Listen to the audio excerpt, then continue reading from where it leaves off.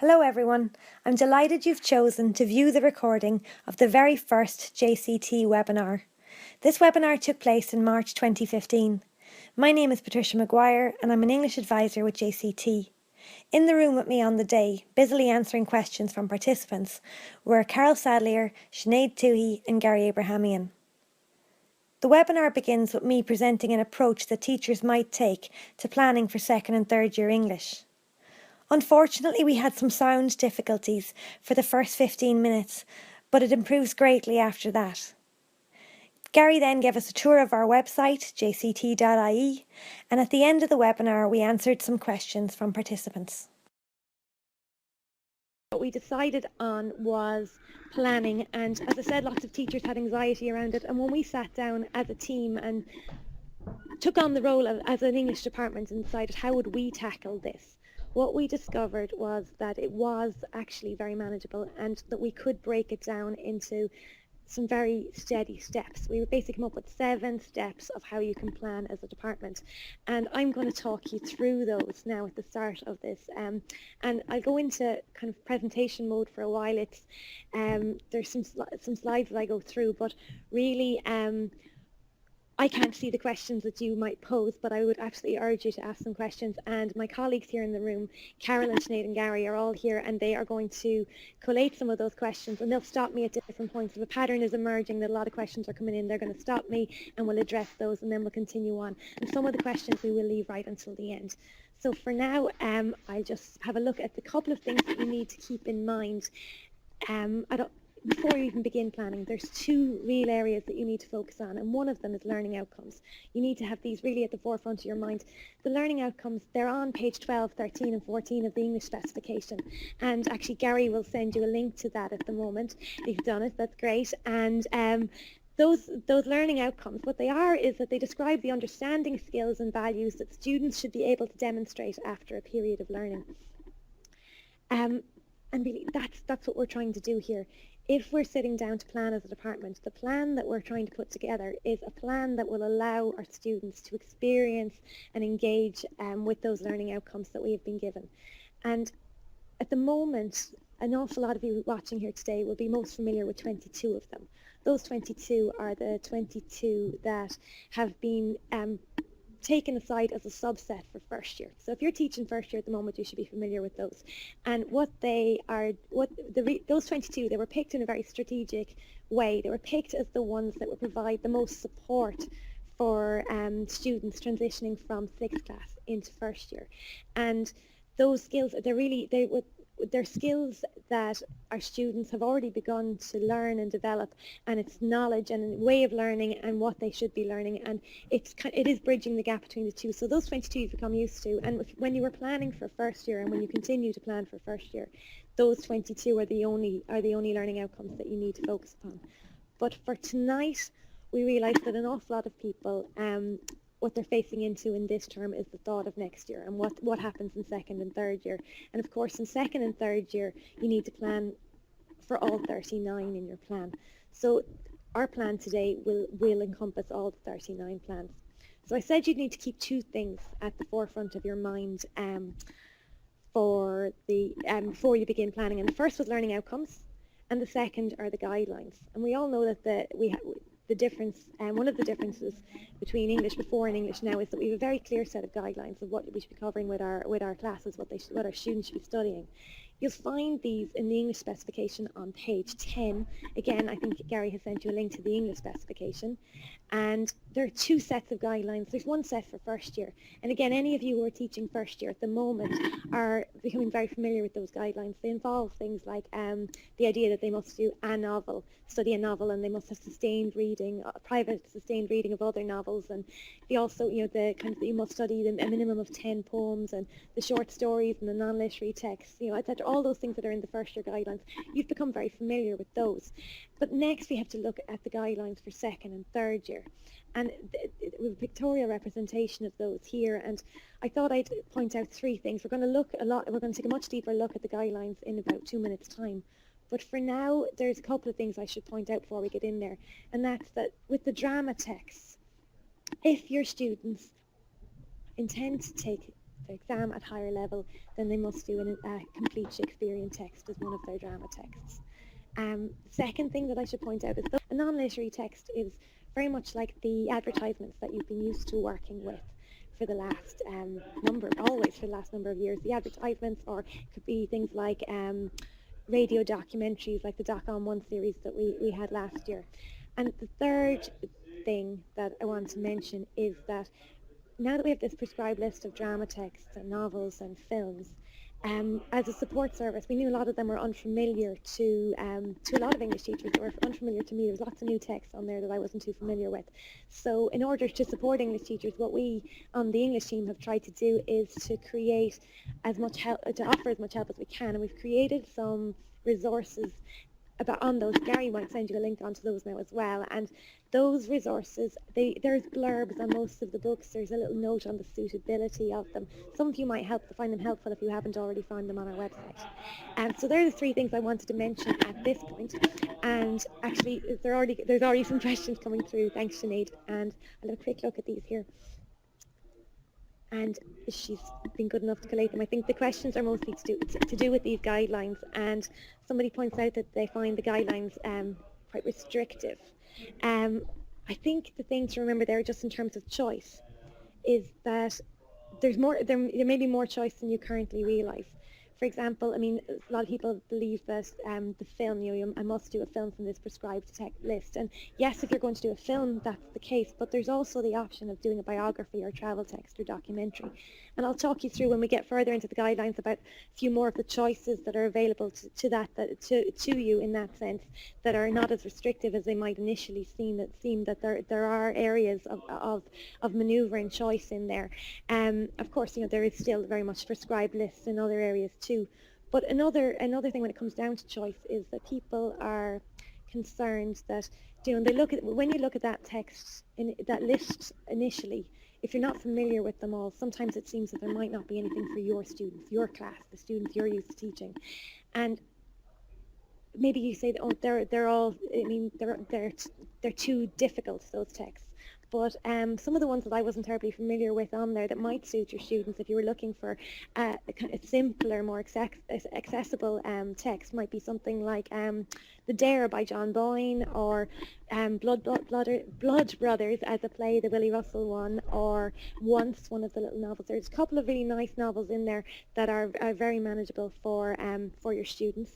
And remember as well, actually with the plays, if you are particularly attached to a play, do you remember you have to do one drama text, and you do two drama texts, but one can actually be an extract from a place that's off the list. I'll come back to that in a minute when I get on to the plays. And as I said, in terms of, there's more questions about time. People are worried about the volume of content, how much they have to cover over the course of the 2 years. And really, when it comes to time, it depends on how you go about teaching a novel or a play. I mean, you would think about why you're teaching it. What learning like if you think about it in terms of the learning outcomes that you're setting out to teach, then maybe that might alter your previous method of teaching a novel a little bit. Might make some changes that might have some effect on the time. But others, I mean, we still absolutely acknowledge that something like a novel or a play does take some time to study. It's not that we're telling you that you don't get to spend a substantial amount of time on them. And what you should remember is that some of them on that list, if you have to do two dramas or two novels, not all the novels are incredibly long novels. Like, they're not all big texts.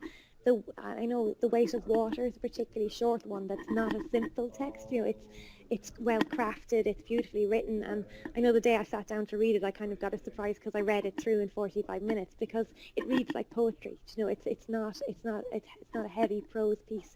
It's light, it's poetic, but it has a huge resonance. It does stay with you. So what I would advise for someone worried about time in that area is to look at the texts. Perhaps choose, maybe if you're worried about time, choose wisely. You might pick one of the longer texts and one of the shorter ones. You'll work out what works for you as the time goes on. But as I go forward into showing you where we fitted it into our schedule, you can see that actually if you look at the plan from the very outset and see how long you have over 2 years, it might become plain where you do have time to do these novels, to do these texts, if you had been in the habit in the past of only doing one novel, for example. So I'll continue on from there. And this, as I said, as a we worked out what we would do as a department. And the first step, it seems so simple and so obvious, but it does need saying sometimes as well. It's step one is to look at your year planner. We actually just made out a grid showing how all the particular terms and how long each term and half term would be in these particular years. And like it's, we have to remember they do vary. Like in this term here, February to Easter, it's 4 weeks this year and it's 7 weeks in the following year, and that does have an impact. So the reason for doing this is for the reason the teacher asking how long how long will I have to teach novels and how long will I have to teach my play. It will impact on where you slot them in particular years when you'll do it. So for me, you look at your year plan as step one, and step two is to look at your guidelines and hang some of the anchor texts.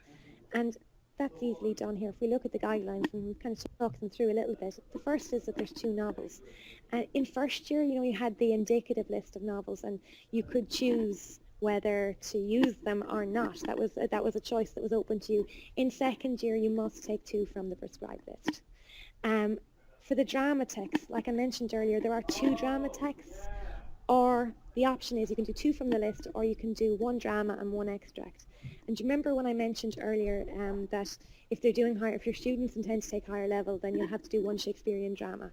So a teacher who might be particularly attached to a novel to a drama that they've used over the years that they're happy with. Like I met an awful lot of teachers last year who felt that The Field was a very rich and meaningful text to their students in their locality. And if that teacher wanted to stick with that and not take one of the newer plays from off the list, what they could do is take, say, The Merchant of Venice from the list as their Shakespearean text, and then they could teach an extract or extracts from The Field as their second text. So that's one of the areas that I mentioned earlier where there is more choice in there than you might have seen at first glance. The next thing is the film or biography or travel text or documentary. Now, the film is the only one there that is prescribed, so if you do a film, it must be from the prescribed list, whereas the biography, travel text or documentary are completely of your own choosing. At least 16 poems, again, no lists, those are completely of your own choosing as a teacher. I know I liked as a teacher to build up a selection of poems that worked for my students and that I found working over the years. What I was guilty of not doing often enough was sharing some of the gems with other people in my department, and I would urge you as departments to work together in building up those collections of poems and sharing who they work with and why and what you're doing with them, because there's all sorts of different things you can do with poems. It's another area that people have concern around. I heard it quite a few times last year. How will we do 16 poems in 2 years?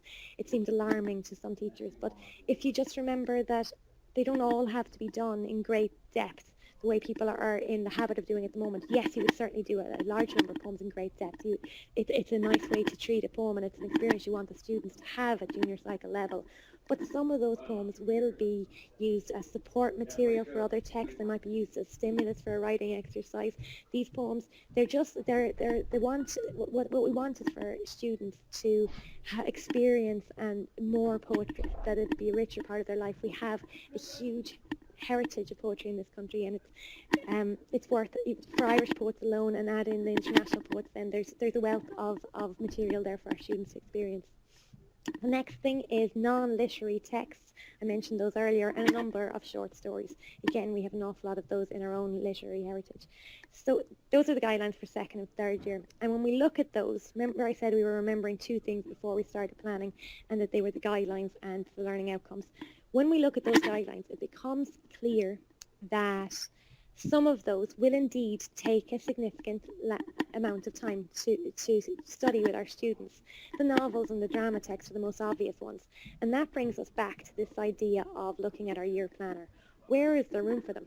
Okay, Okay, like I said, we're back to this again, the guidelines. So at this point, you're trying to work out where you've room for them in particular slots. And we chose to divide our terms up. You can see a lot of them are between 5 and 7 weeks. But I mean, you might decide to divide your year up in a different way. And I should have said at the beginning, what we're offering here is an approach to planning. It's just an approach. There are lots of different approaches that people might take to planning that would be equally valid. This is just one that we tried, that seemed to work, and that we're going to offer to you at the moment as a suggestion. But if you have other ideas, then absolutely, we don't want to kill any creativity in terms of planning out there. But so how we worked it was, we thought, where will we hang our anchor text? Because they're the big ones that we need to work out where they go. And we decided that we would put our Drama 1 into the September term in second year. Drama 2 would go down here in January of third year. The first novel here and our second novel, and then we'd have a look at film in January of second year. So that's a little step in our planning already created. We know when we're doing our text as a department. Step 3 would be to choose themes for your units. We chose to plan thematically. It suited us as a group, but that's how we approach this. And there's a couple of ways that you could approach the idea of planning thematically.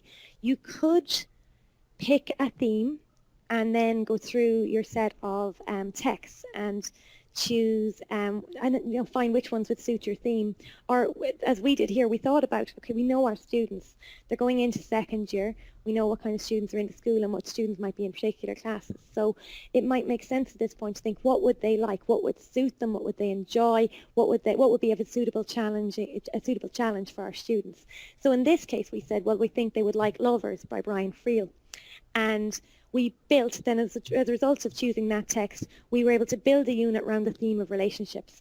We did something similar here where we used The Weight of Water that I mentioned earlier as our novel. And it's about a Polish girl who emigrates to England, and and the experience of marital separation and how she gets on. It's a very beautiful little novel, and we thought they'd enjoy that, and we thought it would suit a unit built around the theme of growing up. We, again, here with the film, we chose the film first. We decided that Life is Beautiful would appeal to the hearts and minds of our students, and we put that into a unit on war. And then here you can see we've no anchor text into this unit. So what we did was we just looked for some inspiration, and actually we thought that being unique was a nice idea, and that was kind of inspired by the 1980s Apple ad where called Here's to the Crazy Ones. Gary might send you a link to it that you could look at later. But that ad, all it is, it's Steve Jobs talking about the importance of being brave enough to be, thank you Gary, to be different, to not always go with the crowd, and the idea of sometimes breaking, the need to break the rules.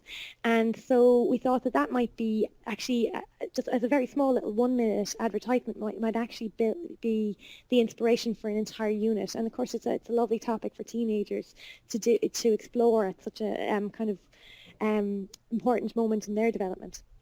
And then from Easter to summer, we would look at the theme Challenging Times, Events that Rock the World. And it made sense at this point, I think, to plan a little bit for third year as well, because the guidelines are for second and third year combined. There's no guidelines for second year and guidelines for third year. There is a combination thing. So we think it makes sense at this point to at least get a skeletal idea of what you'll be doing in third year. So for our second novel, we thought they'd like Of Mice and Men, because who doesn't like Of Mice and Men? And we built a unit around friendship. And then in the next, a lovely idea for a unit on great writers. And I think it'd be great scope for teachers to introduce students to just great literature of all types, whether it's just snippets and short parts of short stories, or, there's an awful lot of scope there. In January of third year, we would begin our second drama, and I think we'd be most likely to do our Shakespearean one here in third year, and we chose to go with Romeo and Juliet and build a unit around it, around the theme of conflict. And a lot of our units so far have been around the 5-week, 6-week, 7-week mark, and we actually left a really large unit of work this time, and it was a department decision, because we thought that it would leave time to give a really rich look at that really meaty text, Romeo and Juliet, while also building, meaningfully making it a thematic approach by including non-literary text, short stories, poetry, and all under the theme of conflict, and that those, by including all of those together, that you could have this fantastic 12-week unit that included a really intense study of that play, which is great. And there's some questions coming in, and I'm going to look at those in just a minute. Thanks, Sinead. And lastly, it brings us up to the summer term when we would look at the theme of inspiration. And that's the last term running up to their third year exams. So I have some questions coming in here, and the first one is, what must we plan thematically? And I should have made that clear at the beginning, sorry about that. Must we plan thematically? Someone is saying, I've never planned using themes, and do I have to do that now? And absolutely no, you don't. The reason we chose to plan thematically was that it was kind of an instinctive thing, and actually in the last year or two, whenever we've asked teachers to do any small bit of planning, they've instinctively gone that direction. So it's clearly something that a lot of English teachers like. But if you don't like to plan thematically, there's no onus on you to do that in the specification. You could instead plan by genre or in whatever way that suits you. Once you're looking after the guidelines and the learning outcomes in a really meaningful way, then the thematic isn't part of it. If this isn't the only way to plan, you need to do what works for you and in your context. So I think that one's all right. Does using themes mean that we all have to teach the same novel? That one came up a fair bit last year, actually, and it's absolutely not the case. Some departments might choose to all, at this point, they pick a novel and they'd all go for that novel. And there are some advantages to that. I mean, you could all band together and develop lots of resources around a particular text. Maybe that would lighten the workload. But on the other hand, maybe your school has class sets of novels, and there wouldn't be enough that you would all do them at the same time. And so, there's very real reasons not to do it. Or maybe you all just want to have very particular tastes in literature and you want to go your own direction, or maybe a particular class group might be suited to a different text than another class group. And the option is completely up to you to all do different things. What you would agree at this point in that sense as a department then would be that in a particular term we'll all do a novel, and with that novel we're going to try and achieve a certain set of learning outcomes, and that each teacher would then utilise his or her chosen novel to address that agreed set of outcomes. And what this would mean is that despite all the students in that year group using different novels, they would all work on the same skills, they'd all build the same kind of knowledge of literature by their teachers using a set of learning outcomes to do different novels. So to answer your question, it's absolutely fine for people to teach different novels all in the same department once you're trying to achieve the same thing through them, the same set of learning outcomes. Because I suppose that's coming down to assessment as well, that if you set a common Christmas exam or something like that, that your Christmas exam would everyone would be able to assess the novel by the same outcomes. Another question here. Do we have to agree as a department on common assessment tasks? If we all teach different texts, will it make it harder? That's kind of the gist of what's been coming in there, and I think I've kind of almost covered that already. It's perfectly acceptable for each teacher in the department to put into the department plan to put the department plan into action using a different set of texts. That's completely possible. And as for the assessment part of that question, I think the inspectorate have long recommended that we work together as a subject department to come up with common Christmas and summer exams, and we would encourage you to continue doing that.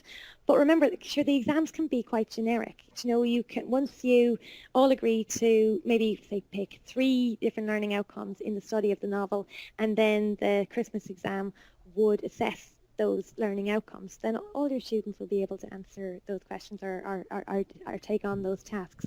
So yeah, it should be absolutely fine and absolutely possible to come up with common assessment tasks using different novels. I don't think that should be an issue at all.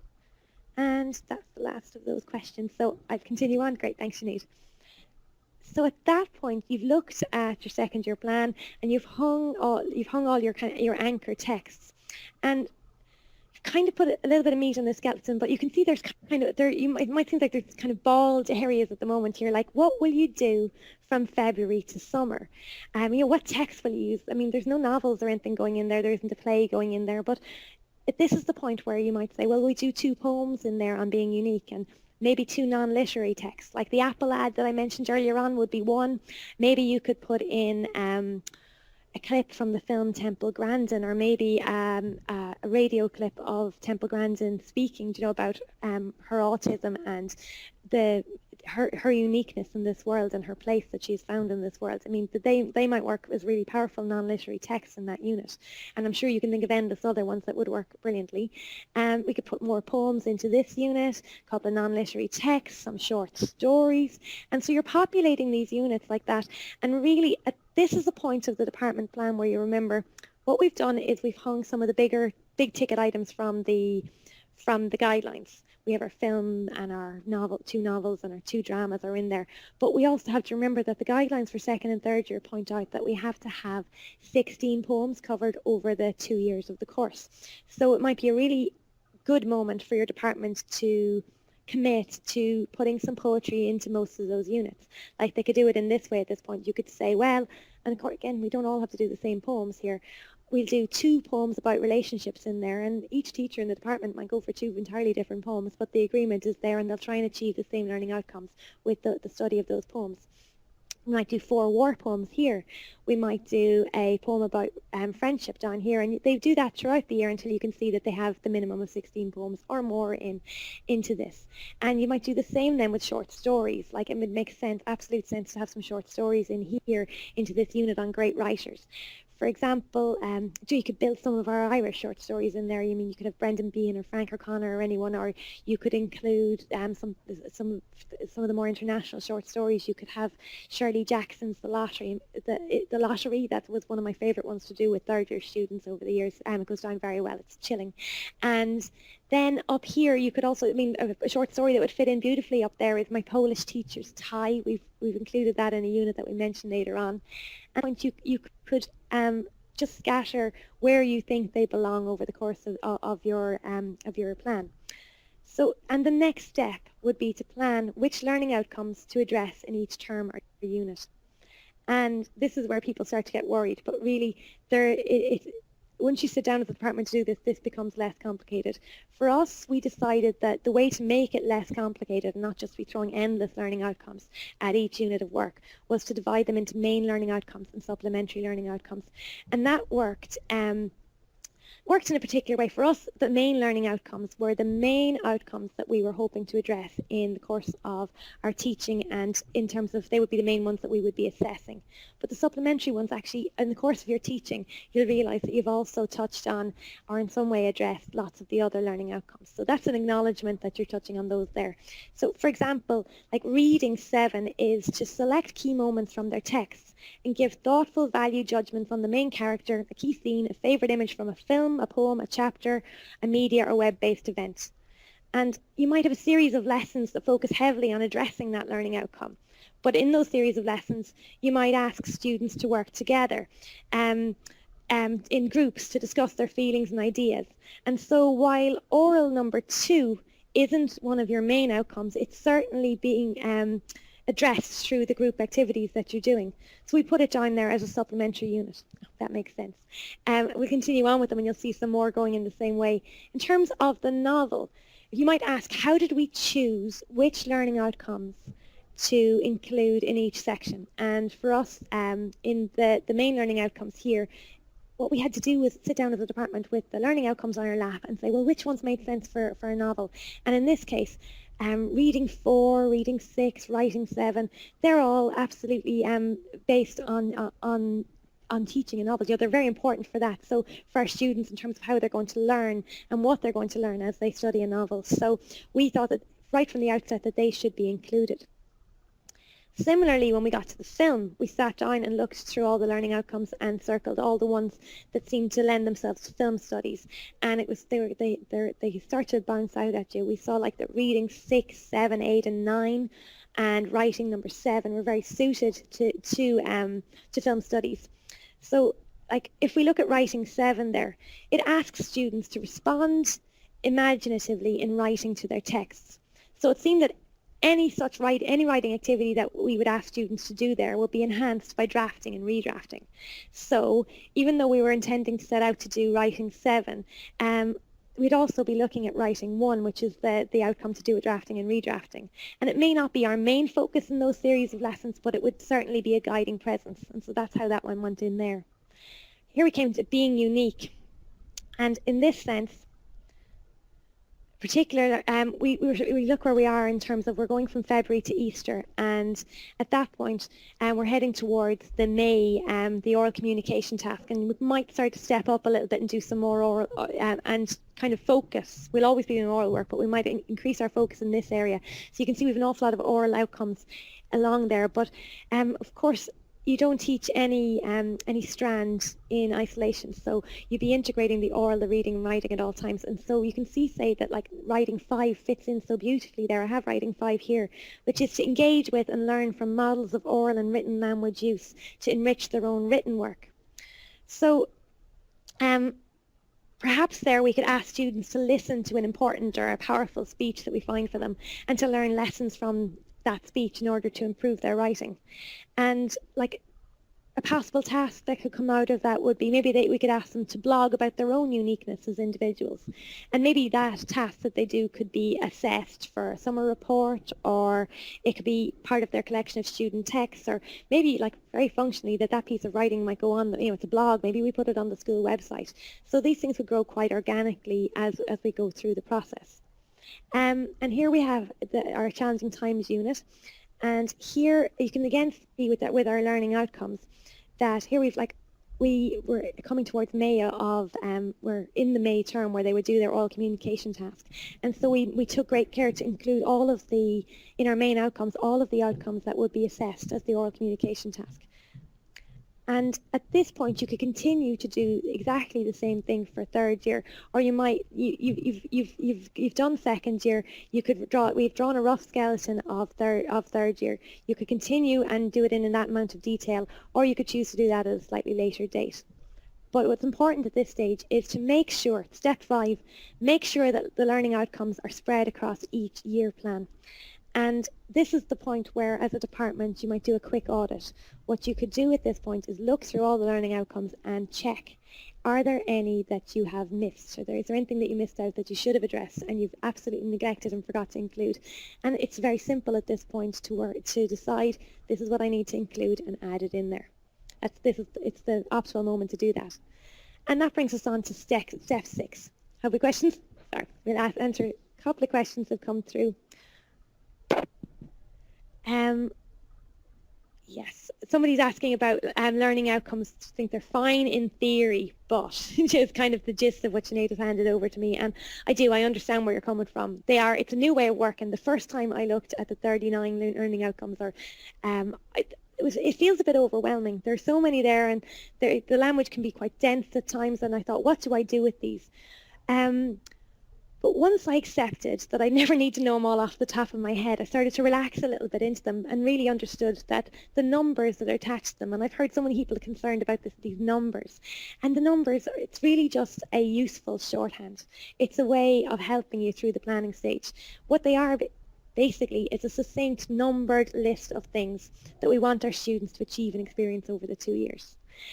And that list, what it does is it makes it possible as a department to sit down and decide what skills and what learning and what experiences we want our students to experience over the course of time, and to write them down instead of it taking 2 pages to write down a list of what we want them to achieve in a particular 6-week unit of work, that we can write it down in 1 line. It's shorthand.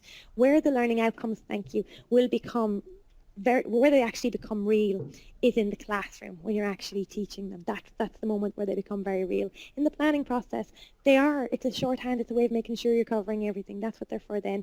It's when you're in the classroom then and you have that department plan in front of you and you're thinking, how will I make this happen? How will I make this learning outcome actually real for my students, make it something that they'll achieve?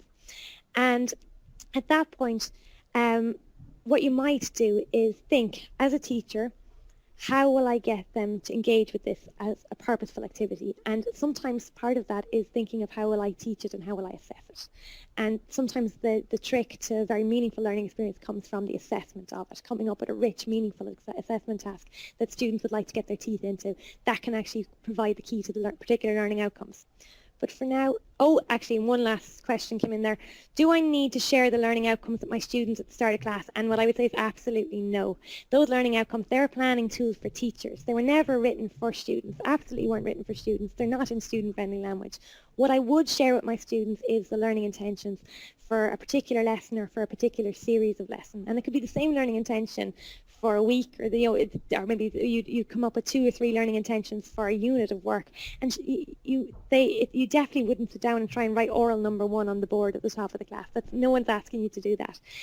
So in terms of creating learning intentions and sharing them with your class, it might be, you might break down one of the learning outcomes into more student-friendly language. You might break it down into segments. Some of them have a huge amount of parts in them, and that might be what you approach with your students. It's bite-sized chunks, and it's something you're working on in this class or this week or this fortnight. So I hope that reassures whoever that was. But if I go back to the presentation for a second, step 6 is to populate each unit with text and activities which will help your students to achieve the learning outcomes. For me at this point, I came from a department that had 9 or 10, I don't know how many English teachers, there was a number of us, and I think this is the point where we might divide up some of the work between each other and let some teachers create a particular unit. Like if my department, we saw that with this earlier on, my department have agreed on a theme of relationships, we've agreed on this particular set of learning outcomes, and we've agreed on an anchor text, which is Lovers by Brian Friel. And at that point, I, as the teacher in the department, said, I'll take that unit away and I'll do a wee bit of work on it. I might decide to add in a few more texts. I'd add in maybe the short film, The Wonderful Story of Kelvin Kind, or I might add in my Polish teacher's tie. I mentioned that earlier, I love it. Or I might add in a poem in there, and I put in Shakespeare's Sonnet 18. So I've added a little bit into that unit, but my next step as that teacher would be to think, how will I assess, how will we as a department assess these learning outcomes? So what you would do at this point is to make sure, the most important thing is to make sure to align your assessment with the main learning outcomes. And the way to do that is, it's simpler than you think. I think at some point, this is a point where we again get alarmed with some teachers where they think it's all going to be a mire of paperwork. And I'm just going to have endless ticking of boxes, and what I'm going to do is I'm going to have paper proof, a paper trail to prove that we did all of these. And actually, when you look at them, you'll see how some of them can be assessed very simply. Like I'm going to give you some examples. Oral 2 there, I have it here. Engage actively and responsively within class groups in order to listen to or recount experiences and to express feelings and ideas. Teacher observation will be a very acceptable way to assess that learning outcome, so that one is manageable. Oral 5 there, deliver a short oral text alone and or in collaboration with others, using appropriate language, style and visual content for specific audiences and chosen purposes.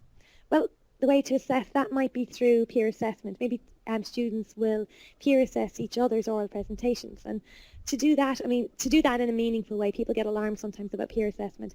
To do that in a meaningful way, they first need to work with their teacher to negotiate and co-create really some success criteria. What are they looking for when they're assessing each other's? And if they have a very clear idea of what success will look like, then the peer assessment should become more meaningful. So that's a way you could assess that oral 5 there in that sense.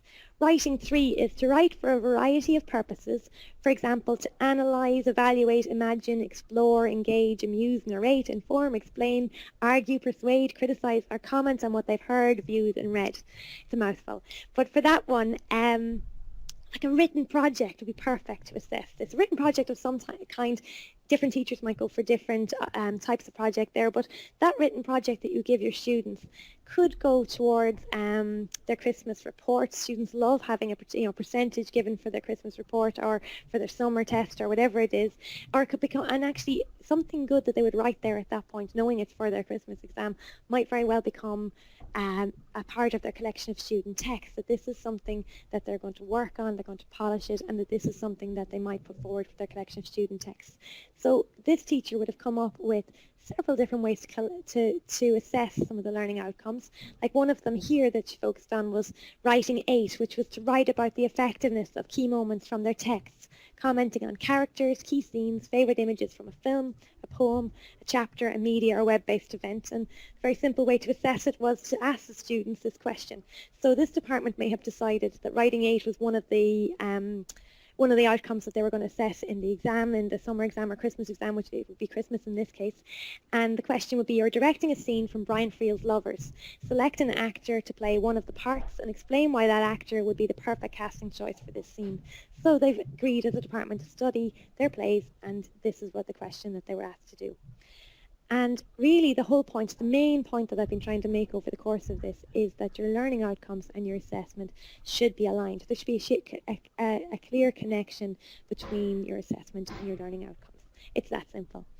And so that brings us on to questions, and I'm going to go away for a few minutes and have a look at what other questions have come in, and I'll come back then to spend another few minutes answering them. But first of all, before I do that, I'm going to just remind you that if we don't get to everything during this, after the webinar you can contact our team at info@jct.ie and we'll get back to you. There's also, if you go into jct.ie, there is a contact box there, so it's very easy to get in contact with us if you need any supports. But for now, actually Gary is going to sit down for a minute and he's going to talk you through some of the supports that are available. Okay, we're just going to take a few minutes to look at our new website, which was launched and is hopefully a user-friendly website, which we launched at the start of this month, March.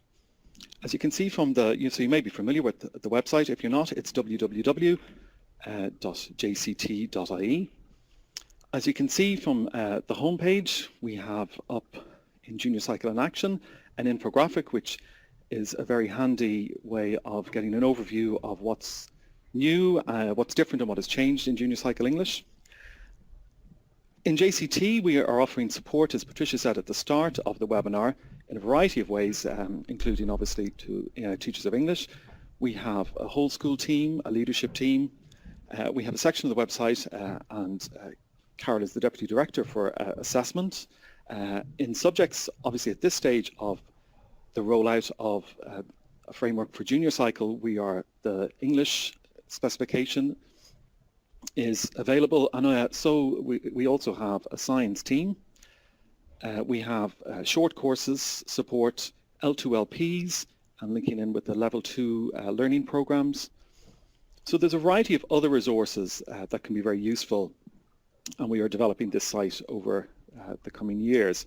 We're just going to take a moment to have a look at the English section. So we click here. So as you can see in the English section, we have 8 different areas: news and events, CPD supports, FAQs, planning, assessment, resources and links. We're trying to get through as many of your questions tonight, but we also have a lot of questions answered in our FAQs, which you might want to look at another time. Just briefly going to look at a few of the sections here and some of the links that I've been posting during the webinar and show you where they are if you haven't had a chance to look at them yet. You may be on our mailing list, but if you haven't, you can go into this section of jct.ie and you can click here and join our mailing list. We are sending out regular emails and also then within the latest news section posting up updates and information about future webinars. We will email details of all these events, but we'll also be putting up a variety of different pieces of information, and you can see a link to our Twitter feed. For most of, I suppose, the focus of this webinar has been on planning. We have a section on first year planning. The focus here this evening has been on second year planning. So as you can see here in the second year planning section, there is a screencast, a 12-minute 43-second screencast of Patricia's presentation, which you may want to look back over, or you can show to colleagues. In the coming weeks, as I've said earlier, we will be posting up the webinar, a recording of the webinar and a transcript, and it will go into this section here. So the specification for Junior Cycle English, suggestions for department planning, the guidelines, the posters, details about the prescribed texts, and various different, just to look at one of them, various different templates, such as this one where you can see the challenging times unit. So these are all available for you to download. To look at, we also have 2 PowerPoints related to the specification for the school-based components. Finally then, I'm just going to look at some of the resources in the resources section. So when you're thinking about planning, and Patricia's been looking at the guidelines for planning, there are 10 films, and if you want support there, we have in the planning section a resource of an activity from one of our junior cycle, arts and junior cycle workshops, a speed trailering resource. There are 10 trailers for the 10 specified or prescribed films that you can show and use. Also within this section, you can see a short film section. The story, wonderful story of Calvin Kind is in here. So we've chosen 10, including The Herd, New Boy, and there you can see the wonderful story of Calvin Kind. Just a final area to look at is the novel. So we have produced booklets for the novel, the drama, and then we have the guide for the films. Also, with our new website, we've taken each of the 20 novels, and you can see them here, and such as The Weight of Water. If you click on the novel, you can see a blurb, some of the themes, suitability, the student voice, some links. Often many of the writers have their own websites and can be contacted, and there's a wealth of resources in each of those are Into the Grey, Cillian Kiernan, and you can listen to an audio interview. This is a new section on our website, and we hope to update it and upload as much new material. You can also see a copy of the novel in pieces. So we hope to update and populate our website with a variety of resources and supports over the coming years. But as you can see, and hopefully you can see from this if you haven't looked at it before, there is a variety of supports available online. Thank you. So a few more questions came in while I was talking, and I went on longer than intended, so I'm going to fly through these, and if I don't do them well enough, please do get on to us at info@jct.ie and we'll improve on my answers. The first one that came in there was, what would an oral task look like? And really, there are an awful lot of possibilities there. Because things that came to mind to me were things like an interview, you could have a dramatic monologue, a traditional style presentation, speeches, debates, anything like that. And I think that as time passes by, both teachers and students are probably going to become increasingly creative within the boundaries of that task. You know, we're going to see things happen within this task as time goes by. And once it fits into the guidelines, then you know you're safe. And you'll see as time goes by again what will suit your students, and you'll build your task around that. Another question was, can you give more examples of non-literary texts or things to do with my class, like the two that were mentioned in the screencast? There was, well, I mean, I know I've heard several teachers this year using things like the Sainsbury's Christmas ad that featured the World War I truce with the soccer match, went down very well this year. Also, there's all the Doc on One resources that JCT, and we used some Doc on One last year, and RT and JCT have been working together, so they'll be launched very soon. An awful lot of work you could do with those RTE Doc on Ones. They'd be very useful there. Or actually, there's American documentaries called, radio documentaries called This American Life, a whole series of them as well that I would highly recommend. Some of them are suitable for students, others aren't, but I mean, it's up to your own discretion. And somebody else wants to know what a travel text is exactly, and actually a travel text is any text, a text of any type in which travel is a central theme. It's as simple as that. If you think it fits that criteria, then it probably does. Somebody else is asking about the exam. Will there be questions? What do we know about the exam is the gist of the question. And actually, what we do know about it is that the learning outcome, what the exam is going to assess is the learning outcomes that have an asterisk on them in the English specification. And so they're what's going to be assessed. We know that the exam is going to be unpredictable. It's likely to have 3 sections in a given year. And those, so I mean, if there's going to be 3, then we can absolutely realise that some things will come up some years and they won't at other years. So the unpredictability should become a good and positive factor there, I think. And we also know that the State Exams Commission will provide some sample questions shortly. So we, for teachers out there who are desperate to see exactly what an assessment that task that involves learning outcomes will look like, those questions will address that. So that's on the way very shortly. So I hope that answers that question. There's another one here about how do I manage the teaching of Shakespeare in a mixed ability class? And I don't think it's not a new question. That's very much a perennial question. the key there is obviously differentiation. Thanks, Sinead. And I think it's probably safe to say that the main obstacle for an awful lot of students when it comes to Shakespeare is the language, that they find it difficult. And actually the language, when it's presented flat on a page for students, is difficult. There's no pretending that it isn't. So I think some of the ways to address that and to bring all of your students into an understanding of it is actually to take it sometimes away from the page and onto the stage. Sometimes to see the play acted live, to have drama in your classroom. Also, even the film. I mean, my own teaching of the likes of Romeo and Juliet has changed so much in recent years by simply being able to have my data projector behind me and to flick from a scene as shown by Franco Zeffirelli back to a scene as directed by Baz Luhrmann, and seeing what a different director's view of a play can do. And a student who had no interest in reading that on a page suddenly becomes very interested. Yeah, and Gary's reminded me, and he's right, and I wouldn't have forgotten that there last year we had elective CPD that an awful lot of teachers got to attend, and we will actually be rolling out those same arts and junior cycle CPD offerings, and we'll also be creating new and fresh ones for those of you. There were people who managed to attend several of them last year and did a fair bit of travel to do that, so and absolutely believed they were worthwhile. And one of the ones that we offered was with Andrea Ainsworth from the Abbey, and it was called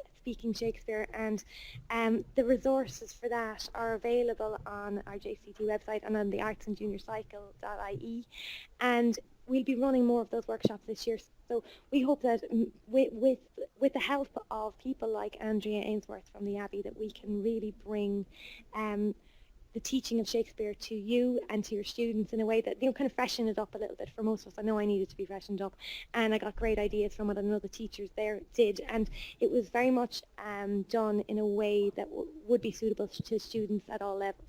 So if that's your concern with Shakespeare is the mixed ability class, I think something like that will help. And the resources that are on our website, we do have resources. If you go into the drama section on the website, Gary mentioned earlier on, you'll find resources there. So I hope that's helpful. And I think I just have one last question before I finish up. And somebody was asking about how you assess at the end of a unit. And of course, I mean, we're going to assess all the way through units as we go. But also, if we're looking at assessments at the end of units, get creative with it. There's loads of different things you can do. Remember that the likes of, as I said before, my own students always really enjoyed having a percentage of marks towards their Christmas exam or summer exam already banked. They liked that, and so you could, and I think loads of teachers around the country do that kind of project work with students. A written assignment or an oral presentation of some kind could come at the end of a task as something worth a percentage of their exams, or it could be just of their something that goes onto their report card. They'd be very happy with that. Sometimes, I mean, things like asking them to make magazines or information leaflet on something, and blog posts. There's loads of different things you can do there, and again, we're going to try and provide you with as much inspiration there as we can.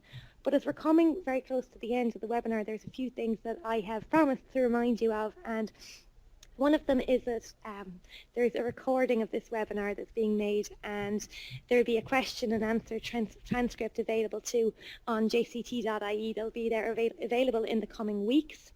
And another thing I would absolutely ask you to do is to please, when you get the email from Sinead tomorrow asking you to take part in the survey, if you could take the time to fill that in, we could do with the formative feedback on what we've given you today and how we should approach going forward. And today, we looked at planning today, and I hope it was helpful. And going forward, we need to know what exact areas you need support in, the things that you're crying out for, and we will create materials, and we'll create a webinar around your needs and your wants. So that's the plan. So for now, thank you so much for attending our very first webinar, and I hope to see you again at the next one. Thank you.